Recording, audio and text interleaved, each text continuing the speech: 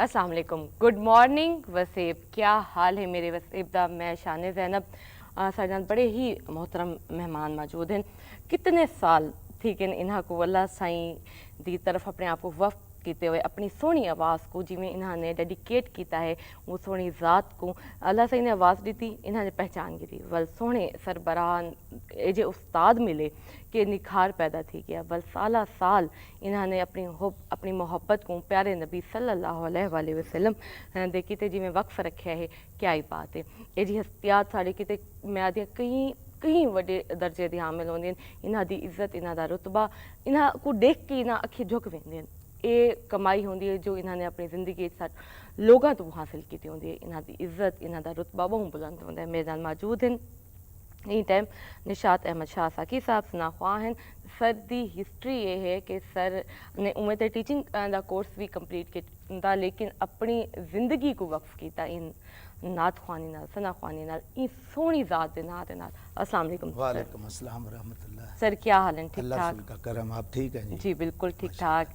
Sir पहले तो खुश आमदीद तकूँ।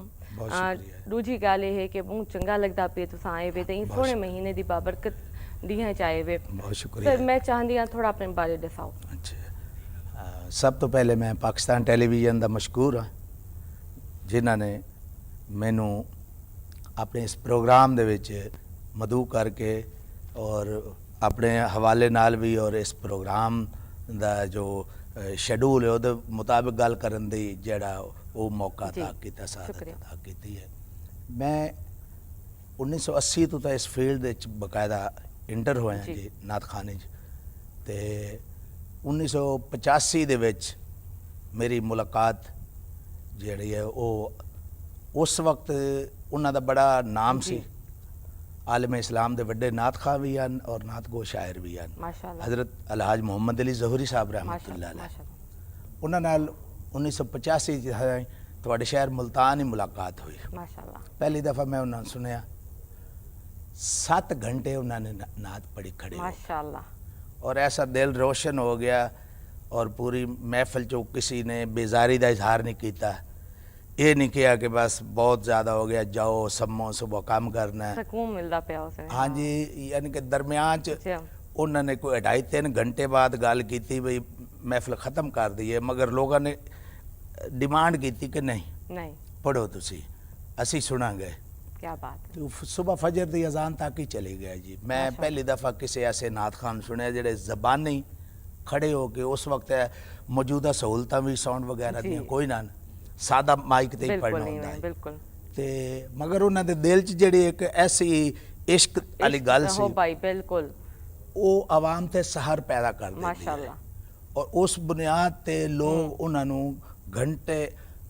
घंटे दी शक्ल च सुनते लोग थकते क्या नहीं ना ही है चाहे जिक्र ही है जब मुबारक जी। उस वक्त नात खानी सिर्फ बतौर इबादत और सवाब ठीक है इस तरह होंदी आई जेड़ा आजकल ट्रेंड चले हुए इस तरह बिल्कुल नहीं सी। यानी कि नात खानी कमर्शियल बुनियाद ते कोई नहीं सी। अच्छा हुण तुस आदे वे कमर्शियल थी गई है। हुण मेरा ये मौक़िफ़ है कि हुण जेड़ा ना वो लोगों ने इस नूं खुद कमर्शियल कर रहा ठीक कुछ इस विच साढ़े जैसे नात खाना का भी कसूर है और कुछ ऑर्गेनाइजर हजरात दा जिन्होंने को वाह पैसे न वो फिर ऐसा माहौल पैदा कर देंगे कि फिर मुतवसत तबके और आम लोगों प्रोग्राम कराने च बड़ी मुश्किल सही आती है। इस वजह तो थोड़ा जिहा ट्रेंड जड़ा नहीं कमर्शलिज्म ते चला गया मगर उसले एक बिल्कुल पुरखलूस अंदाज नाल ये काम हो रहा सी ते अल्लाह दा फजल फिर उन्हां नाल बकायदा मुलाकात हुई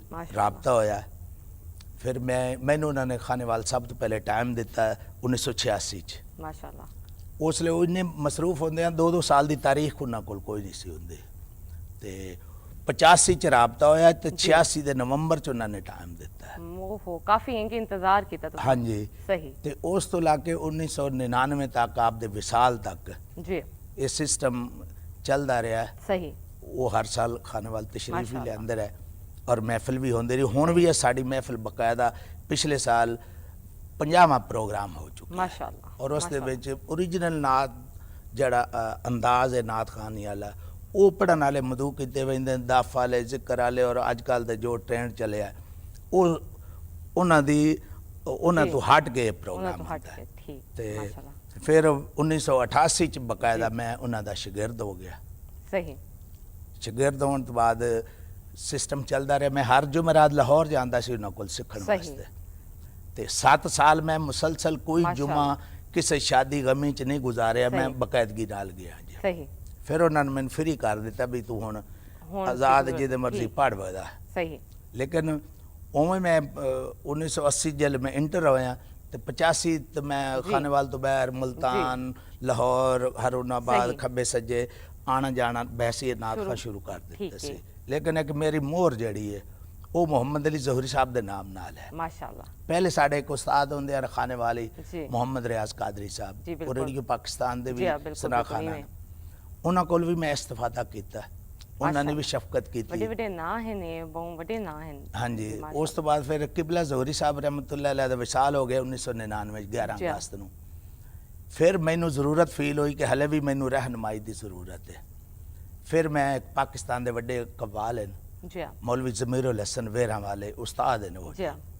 ਬੜੇ ਉਹਨਾਂ ਦੇ ਕਲਾਮ ਫੇਮਸ ਹਨ। ਜੀ। ਫਿਰ ਮੈਂ ਬਕਾਇਦਾ ਉਹਨਾਂ ਦੀ ਸ਼ਾਗਿਰਦੀ ਮਾਸ਼ਾਅੱਲਾ। ਇਖਤਿਆਰ ਕੀਤੀ। ਫਿਰ ਸਾਡੇ ਖਾਨੇਵਾਲ 'ਚ ਇੱਕ ਹੋਰ ਬਹੁਤ ਅੱਛੇ ਮੌਸੀਕੀ ਦੇ ਮਾਹਿਰ ਹਨ ਪਏ ਉਸਤਾਦ ਅਰਸ਼ਦ ਅਲੀ ਖਾਨ ਸਾਹਿਬ। ਜੀ। ਉਹਨਾਂ ਕੋਲ ਵੀ ਮੈਂ ਇਹ ਦੋ ਸ਼ਖਸੀਅਤ ਐਸੀ ਹਨ, ਇਹਨਾਂ ਕੋਲ ਹੁਣ ਵੀ ਮੈਨੂੰ ਕੋਈ ਪ੍ਰੋਬਲਮ ਆਵੇ ਤੇ ਮੈਂ ਇਹਨਾਂ ਕੋਲ ਕਿਆ ਇਸਤਫਾਦਾ ਬਾਤ ਹੈ। ਕਰਨਾ ਜੀ। ਜ਼ਬਰਦਸਤ। ਇਹ ਨਾਤ ਦੇ ਹਵਾਲੇ ਨਾਲ ਤੇ ਇਹ ਹੈ ਗੱਲ ਜੀ। ਜੀ। ਔਰ ਨਾਤ ਦੇ ਫਰੋਗ ਵਾਸਤੇ ਗੱਲ ਹੈ ਕਿ ਮੈਂ 1980 ਤੋਂ ਮਸਰੂਫ ਅਮਲ ਹਾਂ ਮਾਸ਼ਾਅੱਲਾ। اور میکسیمم کم از کم اس وقت 1000 تو زیادہ پوائنٹ ہیں جتنے نعت خانی میں ون کے شروع کرا کیا بات ہے، ماشاءاللہ ماشاءاللہ سبحان اللہ۔ سر اتنے قابل استاد مل ونجن تا تساں ہن بھی ایک اپنے آپ کو شاگرد ہی تصور کریں دے ہاں جی بالکل، ہن بھی تساں آ جاوے کہ میں سکھدا پیا ہن بھی آ جاوے میرے کو ضرورت آ ویندی ہے۔ ہاں بالکل، یہ جڑی سوچ ہے یہ واقعی ہن تے نوجوان وچ کہ نہیں، واقعی یہ سوچ یہ فکر کہ ہلے میں سکھنا ہے میں سکھا کہ نہیں، یہ سوچ کتھائی گم تھی گئی ہے۔ بڑی سونی گال ہے، بڑی اچھی لگی ہے کہ ایک استاد دا درجہ ہن تساں رکھیں دے ول بھی تساں آندے وے کہ میں شاگرد ہاں۔ ہاں جی میرے کم از کم بھی اس وقت 50 تو تے شاگرد ہیں جڑے ملک پاکستان چ بھی اور 2-3 آؤٹ آف کنٹری بھی جڑا ماشاءاللہ وہ مختلف پروگراماں تے پڑھ رہے ہیں۔